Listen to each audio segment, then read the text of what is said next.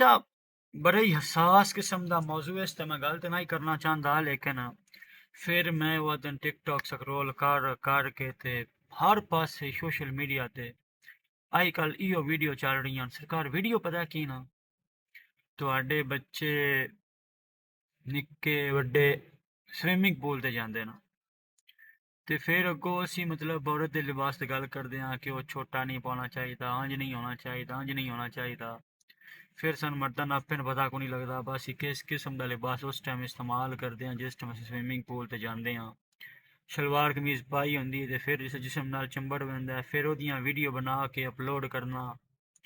ਤੇ ਉਹ ਮਤਲਬ ਜੇ ਬੰਦਾ ਵੀਡੀਓ ਅਪਲੋਡ ਕਰ ਰਿਹਾ ਹੁੰਦਾ, ਨਜ਼ਰ ਆ ਰਿਹਾ ਹੁੰਦਾ ਕਿ ਮਤਲਬ ਚਿੱਟੇ ਰੰਗ ਦਾ ਛੋਰੇ ਵਿੱਚ ਇਹਦਾ ਜਿਸਮ ਨਜ਼ਰ ਆ ਰਿਹਾ ਹੈ। ਮੌਲਵੀ ਸ਼ਲੀ ਮੈਂ ਕੋਈ ਨਹੀਂ ਹੁਣ ਪਹਿਲਾਂ ਗੱਲ ਕਲੀਅਰ ਕਰ ਦੇਵਾਂ, ਲੇਕਿਨ ਅਖਲਾਕੀ ਪਸਤੀ ਜਿਹੜੀ ਉਸ ਨੂੰ ਲੈ ਕੇ ਮੈਂ ਗੱਲ ਕਰ ਰਿਹਾ।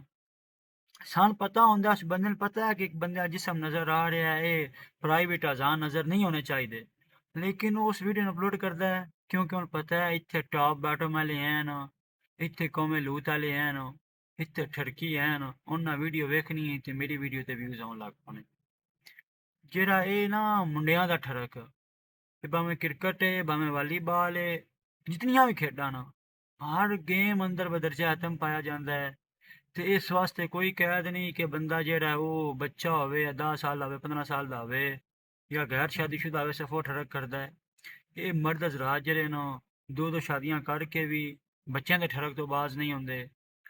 मैं सरकार ज़ाती तजर्बा नहीं जरा हुंदा, अक्खी वेखी चीज़ जेह्ड़ी हुंदी फिर बंदा मुशाहिदा करदा है।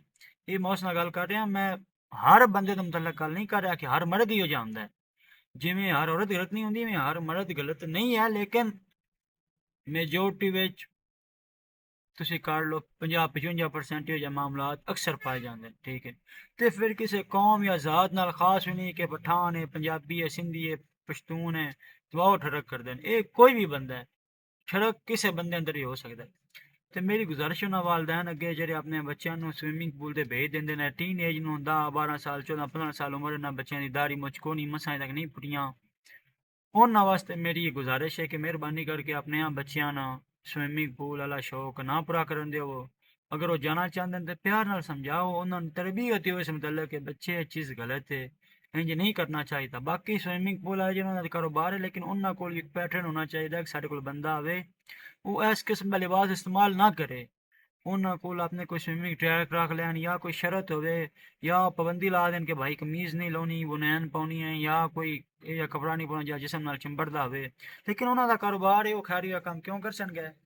ਇਹ ਤੇ ਸਾਨੂੰ ਆਪੇ ਨੂੰ ਸੋਚਣਾ ਚਾਹੀਦਾ ਹੈ ਕਿ ਯਾਰ ਅਸੀਂ ਕਿਵੇਂ ਕਰਕੇ ਇਸ ਚੀਜ਼ ਨੂੰ ਹੈਂਡਲ ਕਰ ਸਕਦੇ ਹਾਂ। ਹੱਸਦੇ ਰਹੋ ਤੇ ਵਸਦੇ ਰਹੋ ਤੇ ਵਸਲਾਮ।